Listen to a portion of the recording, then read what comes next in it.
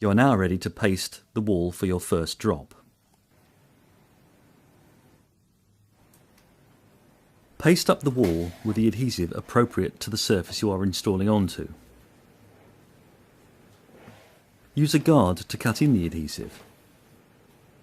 This makes life easier with less cleaning down later. Paste up to and not beyond the first tram line. Taking drop 1, which has the white border, offer it into position by aligning its leading edge to the plumb line.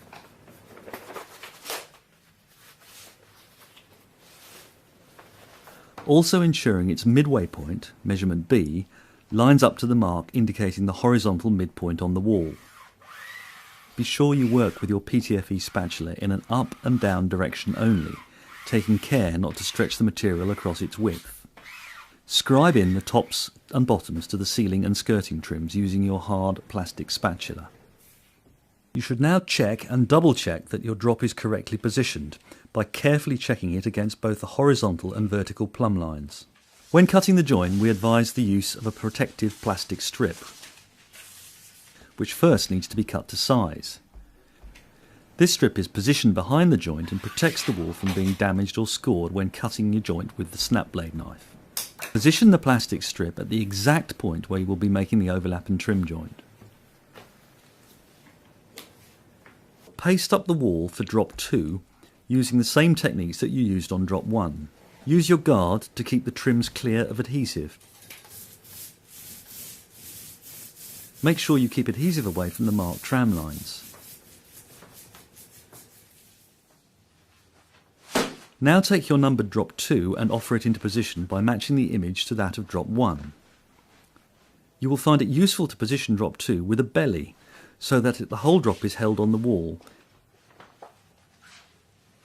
leaving you both hands free to manoeuvre the second drop into position and match it to that of drop 1.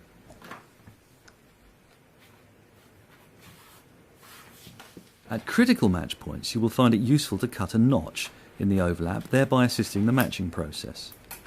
Remember, when cutting a notch, not to cut too far into the overlapping drop, as this will reduce the area through which you will be able to cut your join. Work steadily down the joint, looking for and making the correct pattern matches. You can cut more than one notch in the leading edge if this helps you achieve a better match. Once you're satisfied you've achieved a good match down the length of your drop, remove the belly and smooth the remainder of the material against the wall using your PTFE spatula, working with an up and down motion to avoid stretching the product across its width. Now you're ready to make the overlap and trim joint. Before cutting your joint, make sure you have a new blade in your knife. Taking your knife and a clean 45cm steel spatula, which you should position down the centre of the overlapping pieces, cut down steadily and precisely against the edge of your spatula. Once you've started your cut, do not remove the blade from the joint, as this will lead to an unsightly and unacceptable step in the joint. After cutting the joint, remove the overlap and underlap and remember to remove the plastic strip from the joint. You will now need to apply sufficient adhesive to the previously unpasted tramline area to ensure a good bond at the joint. However, care needs to be taken not to apply too much adhesive, as excess will squeeze out, contaminating the face of the product when you make the final joint. Now lay the edge of drop 1 against the wall surface using the PTFE spatula in a vertical movement. Starting from the centre of the join, lay in the edge of drop 2 to the edge of drop 1. You may find this easier to do with clean fingers.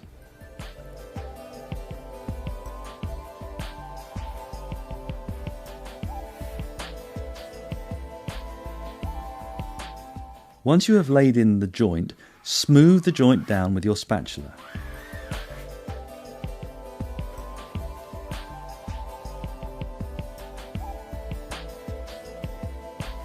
Repeat this process all the way down the length of the join, taking care to work carefully, cleanly and methodically to achieve a good quality finish. Now you're ready to trim the tops and bottoms. Scribe along the ceiling and skirting lines.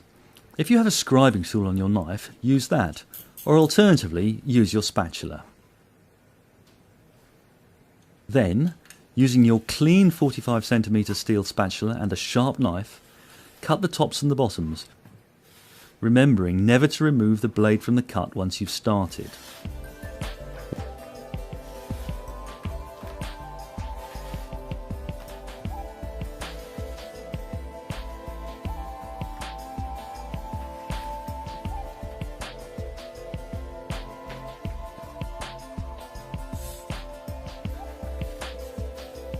Once the trimming is complete, you can then clean down your trims. And for best results, use your spatula to shield the face of the image while sponging carefully. You're now ready to move on to applying drop 3. Having pasted up drop 3 in the same way as for drops 1 and 2, again remembering to keep adhesive away from the marked tram lines, you are now ready to apply drop 3. Apply your numbered drop 3 to the pasted wall, offering it into position by matching the image to that of drop 2. Again, position drop 3 with a belly so that it is held on the wall, leaving you free with both hands to manoeuvre the third drop into position.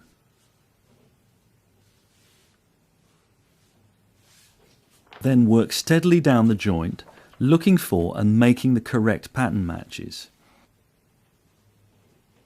Where you have corporate logos or text, as is the case here, notching is essential as a perfect match will be required, as it is at such points that your customer will be most critical. Once you're satisfied with the matching at the joint, smooth the drop gently but firmly, removing all bubbles.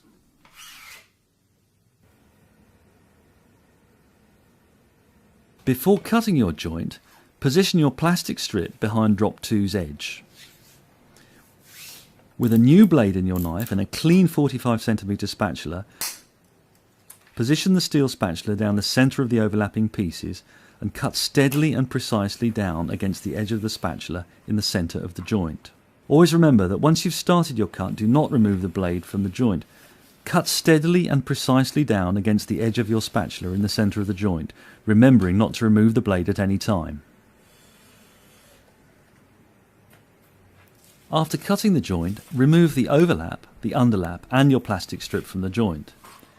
Site hygiene is important to maintain, so keep yourself and your tools free from adhesive contamination at all times, thereby keeping the image free from adhesive. Now lay the edge of drop 2 against the wall surface using the PTFE spatula in a vertical movement.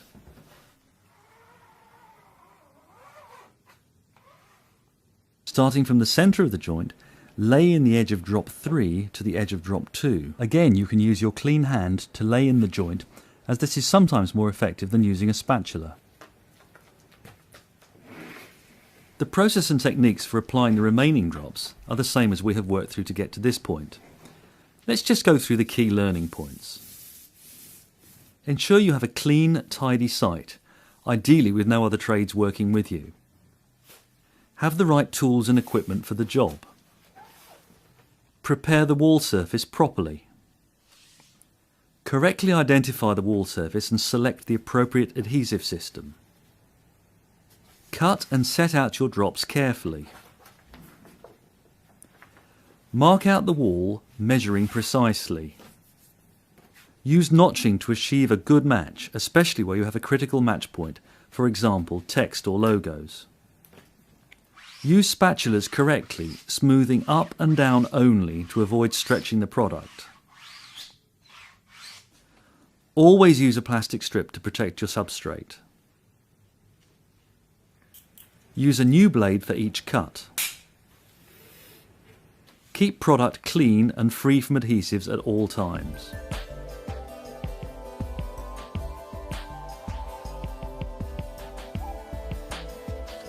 Once the job is complete, take a few minutes to inspect your work and satisfy yourself that you've achieved a good finish. This could be checking that all your edges are stuck down with no dry joints, that the trimming is neat and tidy, and that the image is free from any adhesive contamination.